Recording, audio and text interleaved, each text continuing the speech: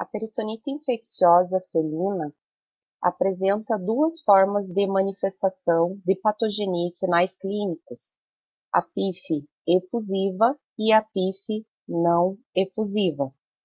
Vamos ver como acontece a patogenia e apresentação consequente dos sinais clínicos para PIF efusiva e não efusiva. A patogenia da PIF efusiva segue uma cadeia, uma corrente de acontecimentos dentro do organismo do animal após a infecção pelo coronavírus. Após a infecção, o coronavírus vai até a região do epitélio intestinal, vai atingir os macrófagos dessa região e vai fazer a replicação nos macrófagos. Ocorrerá a formação dos complexos antígeno-anticorpo AG-AC, ativação do complemento, que é um sinalizador liberado para a liberação também de aminas vasoativas, como a histamina e a serotonina. Consequentemente, haverá a vasodilatação e aumento da permeabilidade vascular e extravasamento de líquido e proteínas para as cavidades abdominal e também torácica. Vocês devem estar se perguntando como, muito complexo, como que acontece tudo isso? Não deu para entender só nessa leitura, mas vamos explicar passo a passo.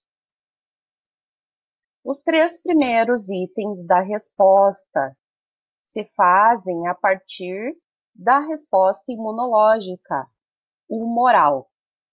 Então, o animal sofre de PIF efusiva quando possui resposta humoral bem ativa e resposta celular inativa. Muitos complexos antígeno-anticorpos serão formados e haverá, consequentemente, a ativação do complemento. Vamos ver como acontece aqui nesse vídeo. Temos um macrófago que está englobando uma partícula de antígeno, coronavírus.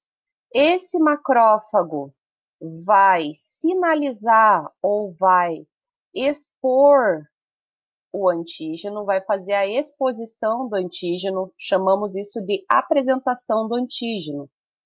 Chega um anticorpo, resposta imune humoral, vai fazer a ligação neste antígeno e tudo isso vai gerar a ativação do complemento, ou seja, essa sinalização através de citocinas, interleucinas, avisando o organismo de que existem células para serem destruídas, fagocitadas, células contaminadas. Vamos ver novamente. O macrófago engloba o antígeno, o coronavírus se replica dentro do macrófago. O que pode acontecer neste momento? Os macrófagos podem não dar conta de fazer esta apresentação do antígeno e simplesmente serem destruídos. Então, vários coronavírus estariam se replicando dentro deste macrófago. O macrófago posteriormente irá se romper e liberar novos coronavírus que vão contaminar novas células do epitélio intestinal ou novos macrófagos. Neste caso, houve a formação do complexo antígeno-anticorpo.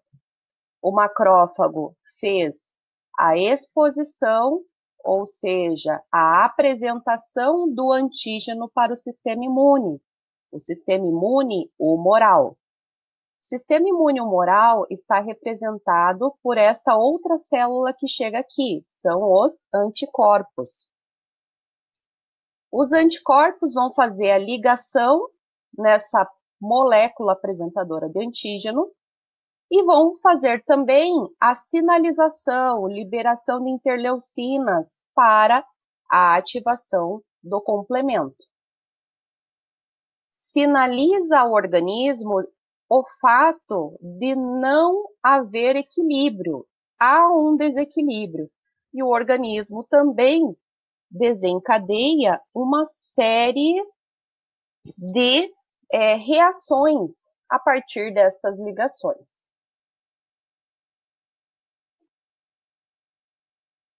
A próxima etapa, ou quarta, seria a liberação de aminas vasoativas. O que estimulou a liberação dessas aminas vasoativas? A ativação do complemento vista no videozinho anterior. As aminas vasoativas liberadas são a histamina e a serotonina, principalmente. Essas aminas vasoativas têm a função de vasodilatação. Elas são ativas em qualquer processo inflamatório e fazem essa função de vasodilatação. Onde elas estão? Onde essas aminas estão?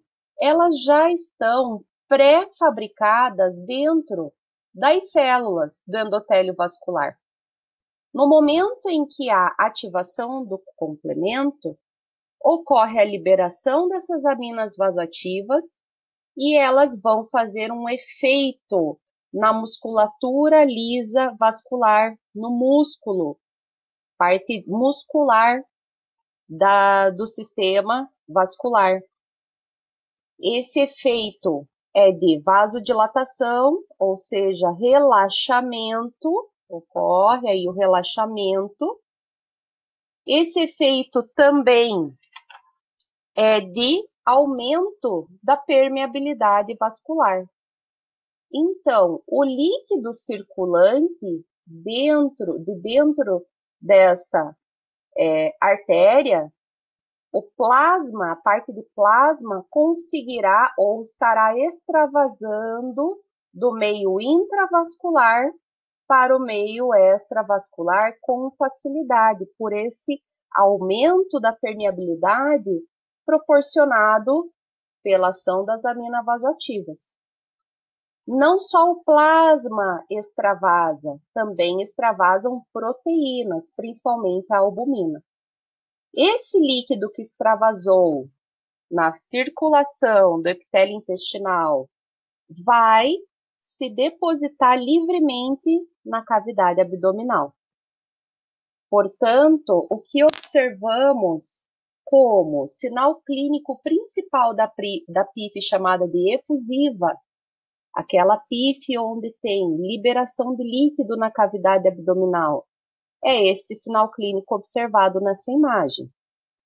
O animal está com o abdômen abaulado, aumentado de volume, pela presença de líquido livre nessa cavidade abdominal.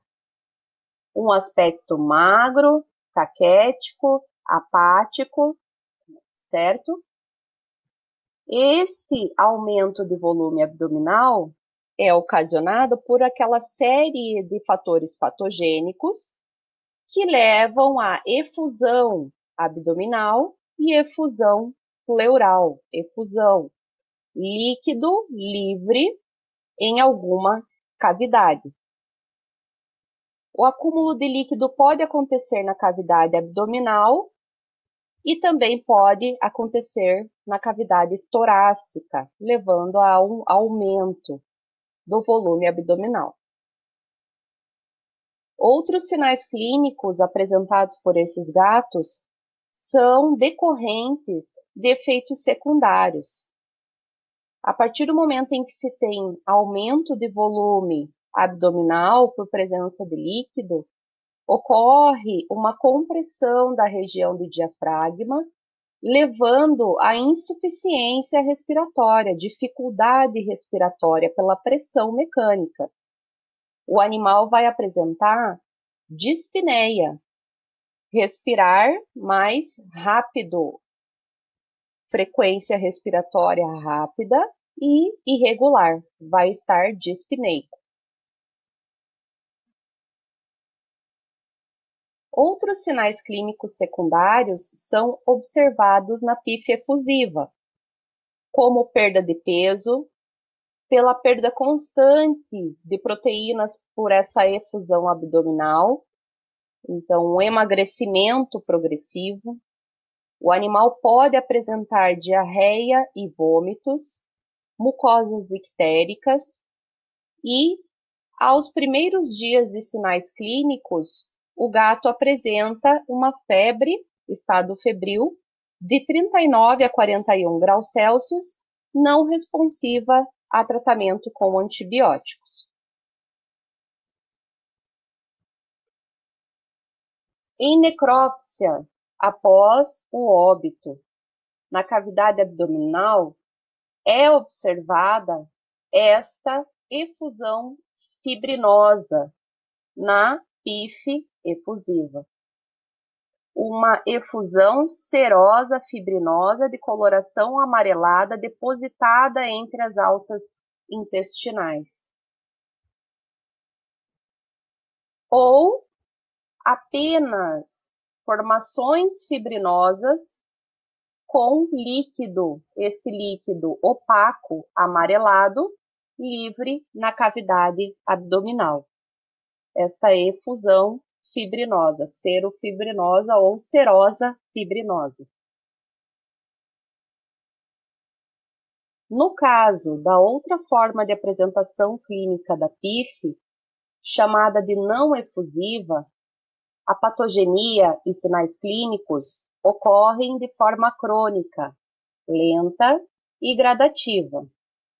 Esta patogenia ela é apresentada nesta forma quando o animal tem resposta imune humoral e celular moderados e vai estar apresentando sinais clínicos evidentes e épocas de melhora de sinais clínicos, ou sinais clínicos mascarados pela questão de necrose tecidual em alguns órgãos no organismo.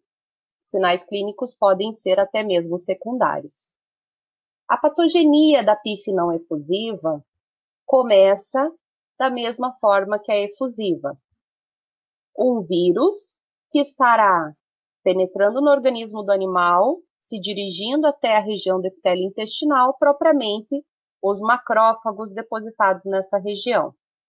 O vírus vai ser englobado por um macrófago, pode fazer a replicação dentro dos macrófagos e destruí-lo, ou o macrófago vai fazer aquele processo de ligação antígeno-anticorpo, complexo antígeno-anticorpo, pela exposição, pela apresentação do antígeno. Inicialmente, a replicação é nos macrófagos. Após, ocorre a formação de imunocomplexos. O que é esta formação de imunocomplexos? Os imunocomplexos, eles são formados quando há desequilíbrio na proporção antígeno-anticorpo. Aqui nesta imagem, existe a representação em triângulo para antígeno, AG, e este outro formato, em forma de galho de árvore, ou tronco de árvore, né, para o anticorpo.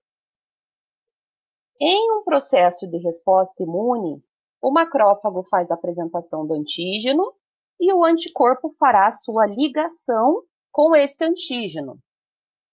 O anticorpo representa a resposta imune humoral. Após essa ligação e formação desse complexo antígeno-anticorpo, como vimos anteriormente, ocorreria o quê? Ocorreria a sinalização para o sistema imune celular, as células fagocíticas, como neutrófilos, basófilos, monócitos, viriam até esse local para destruir o antígeno. Porém, neste caso, a resposta imune celular e humoral é moderada. A formação dos imunocomplexos ocorre quando há um desequilíbrio de proporção, como expliquei para vocês. Desta forma, Os anticorpos se ligam a mais antígenos, existe uma grande quantidade de antígenos, mais 2 canais livres sobraram aqui, e mais anticorpos estarão se ligando, aqui na imagem 3, a esses antígenos. Chega um momento em que esta cadeia não é dissolvida e não recebeu resposta imune celular adequada, ou seja, a sua eliminação. E mais antígenos vão sendo englobados, como na imagem 2, na imagem 3, mais antígenos, até o momento em que se forma este da imagem 4, que é o chamado imunocomplexo. O imunocomplexo é uma cadeia longa de ligação antígeno-anticorpo. Essa cadeia longa, ela torna-se de difícil resolução ou insolúvel. Isto é o complexo antígeno-anticorpo em cadeia. Em imunologia, chamamos de imunocomplexos. Nesta imagem, ocorre o próximo item, o infiltrado perivascular de células inflamatórias. Mostrando aqui, novamente, os anticorpos, os antígenos, a ligação em cadeias longas e insolúveis, o imunocomplexo. Estes imunocomplexos não resolvidos pela resposta imune celular vão estar se depositando na região perivascular, no endotélio vascular. Ficarão depositados dentro desse tecido do endotélio. Quando ocorre essa deposição, ocorre também infiltração neste local de neutrófilos, basófilos, células da imunidade celular, que estarão tentando resolver esses imunocomplexos sem grande sucesso, e morfologicamente é isso que acontece. Esse infiltrado perivascular de células inflamatórias, esses imunocomplexos estarão se depositando aqui na parede dos vasos. Esse depósito dos imunocomplexos nessa região vai levar a um processo chamado de vasculite, ou seja, a inflamação do endotélio vascular. E essa vasculite resulta na redução do aporte sanguíneo para um determinado órgão, para um determinado tecido. A primeira imagem desta figura mostra um fluxo sanguíneo seguindo de forma normal. Ao passo que a terceira imagem desta figura mostra o fluxo sanguíneo reduzido pela formação dos imunocomplexos e pela vasculite consequente, a inflamação consequente da deposição dos imunocomplexos na parede do vaso. Essas deposições, essas inflamações, resultam em isquemia tecidual. O fluxo fica reduzido, poucas hemácias chegam até o local-alvo e alguns órgãos deixam de receber oxigenação e nutrição adequados. Isso vai levar à necrose tecidual ou morte celular. Os sinais clínicos observados na PIF não efusiva são pouco evidentes. Há necessidade de uma investigação na suspeita de PIF não efusiva. O histórico do animal é eficiente para a identificação do diagnóstico, a observação do histórico, se esse animal está no grupo de risco ou corresponde àqueles fatores predisponentes. Esse animal vai apresentar perda de peso, apresenta hepatomegalia, pode apresentar lesões neurológicas por necrose em sistema nervoso central, uveites exudativas com precipitados fibrinosos proteicos e ifema, acúmulo de sangue e precipitados proteicos dentro da cavidade ocular. Esta imagem mostra o ifema felino com ifema causada por PIF não efusiva, deposição de infiltrados fibrinosos e hemorrágicos dentro do globo ocular. Para o caso de PIF não efusiva, como não existem sinais clínicos conclusivos, há necessidade de exames complementares para fazer o diagnóstico. Pode-se utilizar de radiografia, onde pode-se observar o quadro de pneumonia.